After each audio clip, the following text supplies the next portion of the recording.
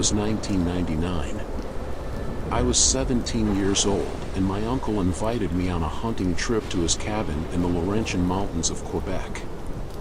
I had never been hunting before, but I was excited to spend some time with my uncle and experience the great outdoors. We arrived at the cabin late on Friday night. It was a dark and stormy night, and the cabin was isolated in the middle of the woods. I was a little bit nervous, but my uncle assured me that we would be safe. The next morning, we woke up early and went hunting. We hiked through the woods for hours, but we didn't see any animals.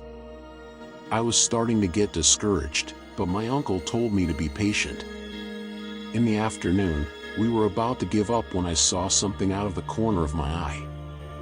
It looked like a pair of antlers in the distance. I pointed it out to my uncle, and he took his rifle and aimed.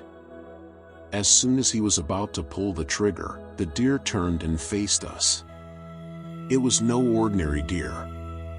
Its eyes were red and glowing, and it had a look of pure hatred on its face. I gasped in horror as the deer stood up on its hind legs. It was at least 10 feet tall, and its muscles were bulging. Its antlers were sharp and pointed, and its claws were dripping with blood. The deer roared at us, and we both turned and ran. We didn't stop running until we reached the cabin. We barricaded the door and windows, and we waited for the deer to go away. We sat in the cabin for hours, listening to the deer roar outside. We were both scared out of our minds, and we didn't know what to do. Finally, the sun started to come up, and the deer's roars stopped. We cautiously opened the door and peered outside. The deer was gone. We never saw the deer again, but I'll never forget what I saw that day. It was the most terrifying experience of my life. I still don't know what the deer was, but I believe it was something evil. I'm glad we got away, but I know that the deer is still out there somewhere. And I'm sure it's looking for us.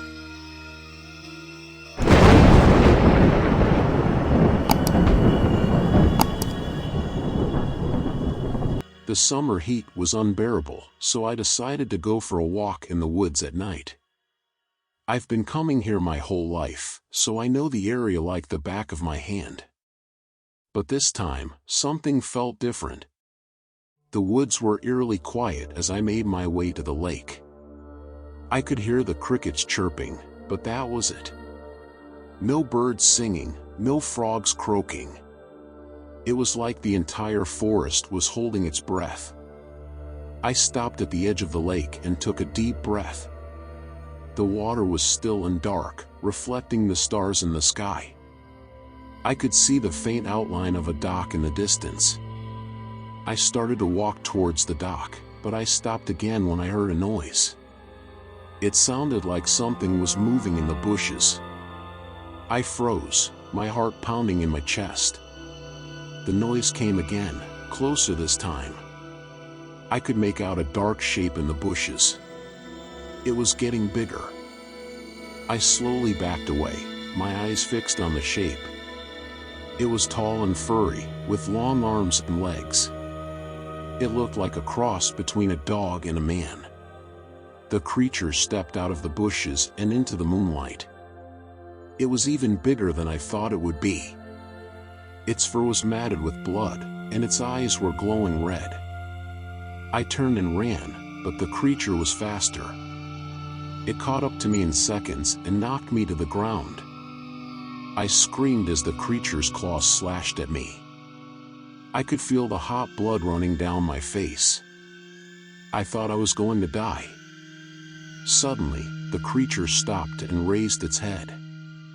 It howled at the moon, a sound that chilled me to the bone. Then, it turned and ran away, disappearing into the darkness. I lay there for a long time, too scared to move.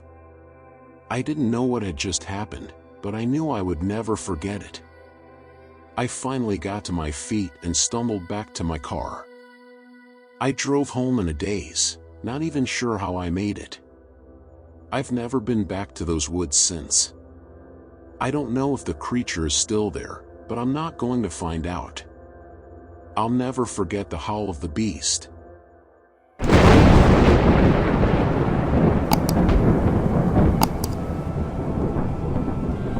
I've always been a bit of a skeptic, so when I first heard the rumors about the Gator Man, I didn't believe them. But after my own encounter with him, I'm not so sure anymore. It was a hot summer night in Caseville, Michigan.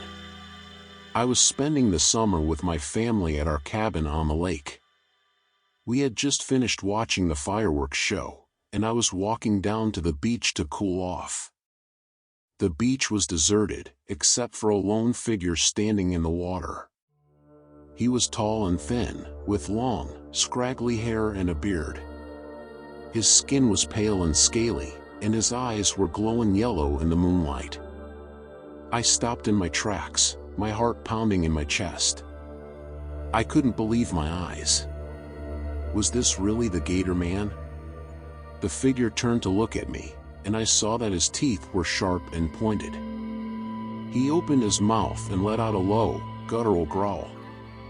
I turned and ran back up the beach, but the Gator Man was faster. He caught up to me in seconds, and I felt his hot breath on the back of my neck. I screamed and flailed my arms, but it was no use. The Gator Man was too strong. He grabbed me by the arm and dragged me into the water. I struggled and fought, but he was too powerful. He held me underwater until I passed out. When I woke up, I was lying on the beach. The Gator Man was gone, but I could still see his glowing eyes in my mind's eye. I staggered to my feet and ran back to the cabin. I told my parents what had happened, but they didn't believe me. They said I must have imagined it. But I know what I saw. The Gator Man is real, and he's out there somewhere. And I'm afraid that he'll come back for me.